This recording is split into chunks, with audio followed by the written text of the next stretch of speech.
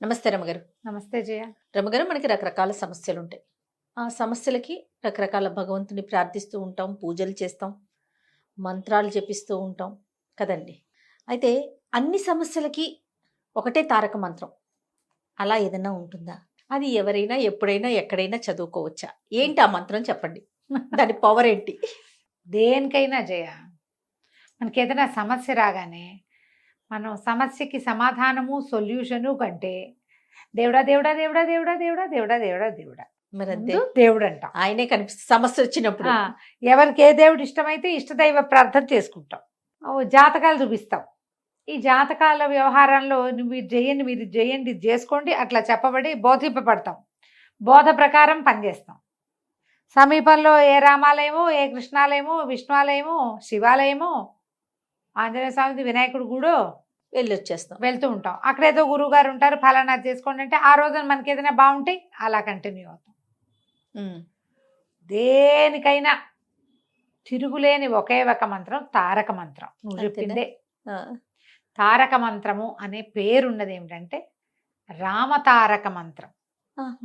రాముడే తారక మంత్రం అన్నిటికీ.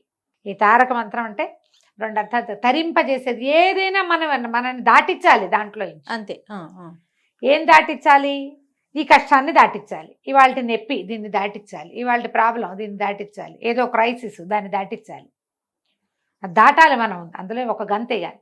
దీంతో పాటుగా భవసాగరం ఈ జీవితం, ఈ కష్టాలు, ఈ గోలలు, ఈ చావులు, ఈ పుటకలు, ఈ పెళ్ళిళ్ళు, ఈ పేరెంటాలు, ఈ విడిపోటాలు, కొట్టు చావటాలు, పిల్ల జల్లా, చదువు, సంధ్య, ఇల్లు వాకిలి, ఇవన్నీ వచ్చాక అవేవో లేవన్న దిగులు, అవి కూడా వచ్చాక ఇంకేవేవో రావేమోనన్న బాధ, ఇవన్నీ మన వాళ్ళకి అందుతాయో లేదోనని, ఇదంతా నాటకమేనని తెలుసుకోలేని ఒక అజ్ఞానం.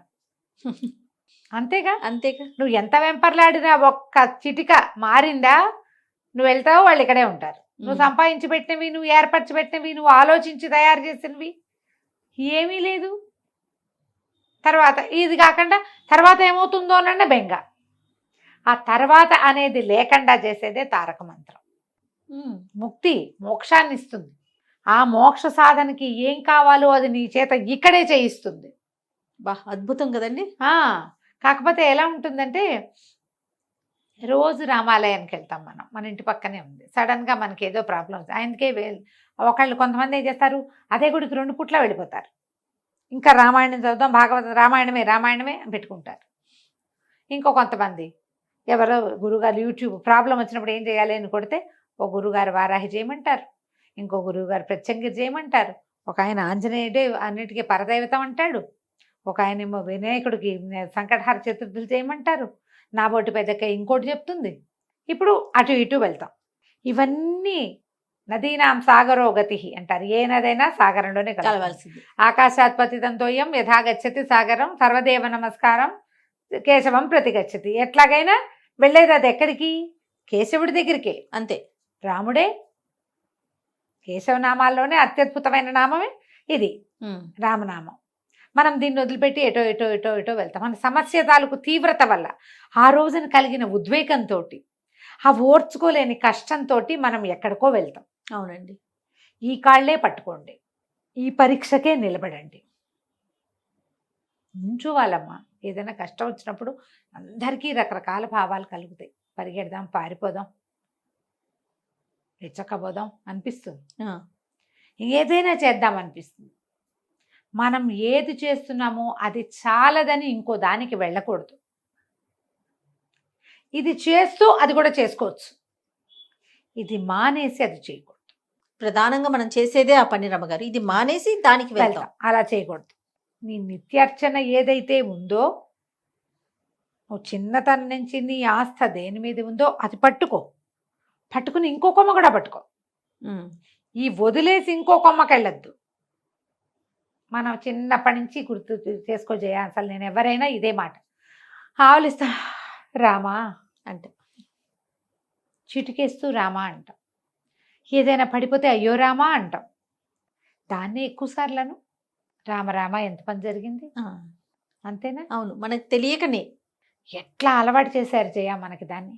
అవును ఏమిటి కృష్ణ అను అంతగా, అంత కృష్ణుడు అంతరాడు మన దగ్గరికి వస్తాడు.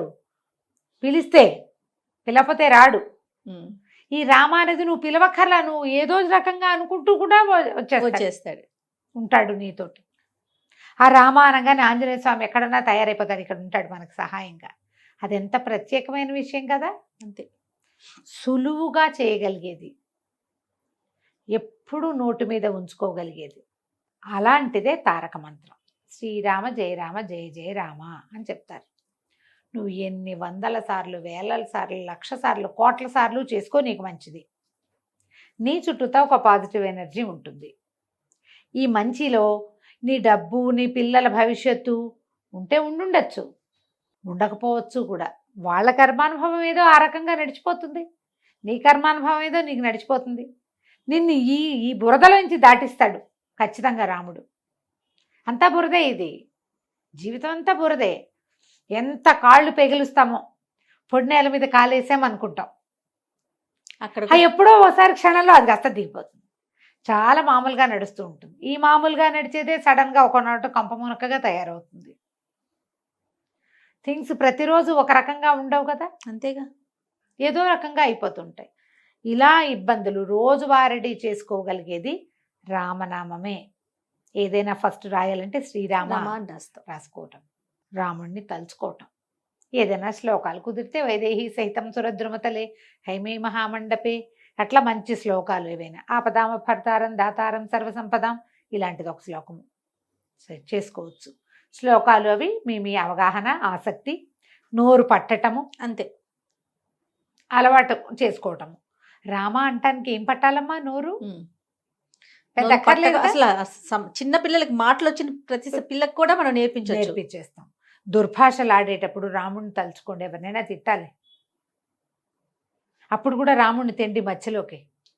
ఆ రాముడు నీకు బుద్ధి అయినా పెట్టాడు కదేమిట్రా అని, నీకు బుద్ధి లేదనుకుంటా, రాముడు నీకు బుద్ధి పెట్టలేదని చెప్పండి, పెడతాడు. వాడికి కూడా బుద్ధి రాముడు పెడతాడు ఖచ్చితంగా. ఎవరైనా లైన్లోకి రావాల్సిందే. మనం వాల్మీకి కథ చెప్పుకుంటామా జయ, ఆయన బోయేవాడుగా ఉన్నాడు. ఈ రామంత్రాన్ని ఆయనకి రామ ఇవ్వకుండా మరా అని తిరగేసి ఇచ్చారని చెప్తారు కథ. అలాగో లేదా తారక మంత్రోపదేశమే జరిగిందేమో ఆయన అదృష్టానికి. 2 పుకిటి పురాణాలు, రకరకాల కథలు జరుగుతాయి. ఆయన రామనామాన్ని పట్టుకుని నారదుల వారితో మాట్లాడాడు, బ్రహ్మదేవుడితో మాట్లాడాడు, రామాయణాన్ని కంటితో చూసి మనకు అందించాడు.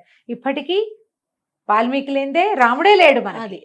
అది వాల్మీకి లేకపోతే రాముడు లేడు, అంతే కదా. మరి ఎలా వచ్చింది వాల్మీకి? అది రాముడి వల్లే వచ్చింది, అవునా? ఇలా ఆలోచించండి, చక్కగా రామ అనుకోండి. అది మిమ్మల్ని చాలా సమస్యల నుంచి రామనామం రక్షిస్తుంది. రాముడు మీ వెంట, మీ తోడుగా ఉంటాడు. ఎన్నిట్లలో అయినా, ఏ విషయంలో అయినా సరే ఈ రామ మంత్రం ఆ చిన్న స్వల్పాక్షరాలతో కనపడేది ఎంత పెద్ద సమస్య నుంచి అయినా మనని దాటించేస్తుంది. ఇప్పుడు కొన్ని సమస్యలు మనకి సంబంధం ఉండొస్తాయి, కొన్ని మనకి సంబంధం లేకుండా వస్తాయి, మన నెత్తి మీద పడిపోతాయి. ప్రమాదాలు, మరణాలు, విపత్కర పరిస్థితులు, తర్వాత వాతావరణ ఇబ్బందుల వల్ల కలిగేవి చెప్పలేం కదా. అవును, వాటన్నిట్లలోకి ఇప్పుడు ఆ సమస్య రాకుండా ఎందుకు ఆపడు రాముడు అని అడగకూడదు. మనం సమస్య రావాలి, ఇక్కడ ఉంది, రాసుకొచ్చాం, మనం మోసుకొచ్చుకున్నాం. మన సద్ది మూట మనమే మోయాలి. ఆ సద్ది మూట మోయిస్తేటప్పుడు నీకు నొప్పి లేకుండా ఉంచుతాడు రాముడు. మనమే చేసుకోవాలి కదమ్మా. అంతేగా, ప్రతి వాళ్ళు ముందు రాసుకొస్తారు, అది మోసుకోవాల్సిందే. నీ బరువు నీకు తప్పదు. నిన్ను ఆ బరువు మోస్తున్నాననే కష్టం తెలియకుండా ఉంచటం ఇంపార్టెంట్. నువ్వు ఉండాలి, అది ఆ ఉండేందుకు సాధనమే రామ మంత్రం. ఇంకొకసారి మంత్రం చెప్పండి అమ్మగారు. ఏమీ లేదు, శ్రీరామ జయ రామ జయ జయ రామ ఇలా చెప్పుకోండి. మంత్రోపదేశం ఉండి, గురుపదేశం ఉండి, ఎవరైనా గురువుగారు ఉండి మనకి తారక మంత్రాన్ని ఉపదేశం చేస్తే ఇంకా అద్భుతమైన ఫలితం వస్తుంది. దీనికి ఏముంది జయ, మనం శ్రీరామ నామం రాసుకోవచ్చు, రోజు శ్రీరామ రామకోటి రాస్తాం కదా. దానికి ఉపదేశం అక్కర్లా, చిన్న పిల్లల దగ్గర నుంచి పెద్దవాళ్ళ దాకా అందరూ రాసుకోవచ్చా. సహస్రనామాలు చదువుకుంటాం, శ్రీరామ రామ రామేతి రమే రామే మనోరమే సహస్రనామ తత్తుల్యం రామనామ వరాననే. రామనామం వరాననే అంటారు, నామం అనకూడదు, రామనామ వరాననే. పార్వతీదేవికి పరమేశ్వరుడు చెప్పాడు. ఈ సహస్రనామానికి తుల్యమైనది రామనామము. శ్రీరామ శ్రీరామ శ్రీరామ శ్రీరామ అనుకోండి. శ్రీరామ అనుకోండి. ఎవరైనా పిల్లలు దండం పెడితే శ్రీరామ అని అని దీవించాలి. అలా అలవాటు చేసుకోండి. అది మీతో పాటు ఉంటుంది. సమస్యలు రాకుండా ఉండవమ్మా. జీవితం మనం మనుషులం, సమస్యలతోటే ఉంటాం మనం. దాన్ని దాటటానికి నీకు ధైర్యాన్ని, దాటేందుకు నీకు ఎవరినైనా తోడుని భగవంతుడు అరేంజ్ చేస్తాడు. అది చాలు. అది చాలు. రాముడిని పట్టుకుంటే మొత్తం అన్ని సమస్యలకి మూలం జీవితం, ఎస్, బతుకు, పుటక.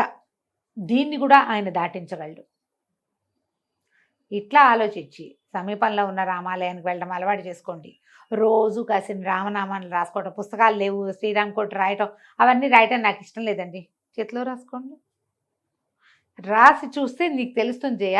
మన అరచేతులు మామూలుగా మన చేతులు మనకి చక్కలు గిల్లు పెడతాయా? వేరే వాళ్ళ చేతులు తగిలితే చక్కలు గిల్లు. అవును. నువ్వు నీ చేతిలో రాసుకో, రాయి, ట్రై చేసి చూడు.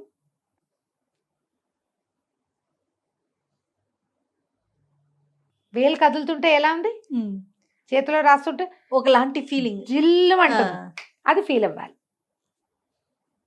చేతిలో రాసుకోండి. ఏం తోచలేదు, ఏం చేయాలో తెలియలేదు, అది శ్రీరామ రాయండి. ఏం చేయాలో తోచిస్తుంది. ఇది నీకు తోచేలాగా చేస్తుంది. మీరు నమ్మాలి అంతే. అది ఏదైనా చేయ. ఇప్పుడు నువ్వు నా మాట నువ్వు ఎందుకు నమ్ముతావు? నువ్వు నమ్ముతున్నావు కాబట్టి. అంతేనా? అంతేనా? ఈ జిల్లు అనే ఫీలింగ్ ఇప్పుడు నేను రాస్తున్నానా, నాకు అరచేతిలో ఇలా ఇలా ఇలా టింగ్లింగ్ గా ఉంటుంది. అవును. నువ్వు ఇంకేదైనా రాయి, అంత ఉండదు, ఏదో కొంచెం ఉంటుంది. శ్రీరామకి ఎక్కువ ఉంటుంది. చేతిలో రాసుకోండి. కుదిరితే ఎక్కడైనా పుస్తకాల్లో రాయండి. రామనామం తలుచుకోండి. చాలా సమస్యలకి మీకే సమాధానం స్ఫురిస్తుంది. జై హింద్. నమస్తే రమ్య. నమస్తే జయ.